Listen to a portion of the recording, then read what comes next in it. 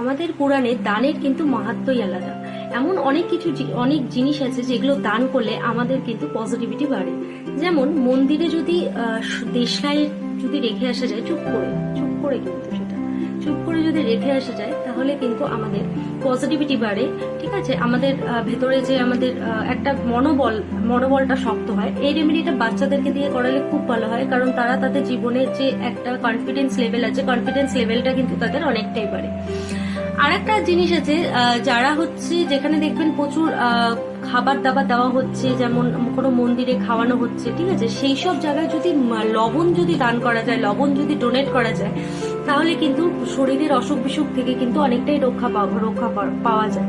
যারা খুব অসুস্থ থাকে তারা যদি মনে করে যে কেউ তাদের নাম করে গিয়ে কিছু লবণ কোথাও গিয়ে দিয়ে আসবে, তাদের কিন্তু সেই অসুখ বিসুখটা কিন্তু অনেকটাই কমে যায়।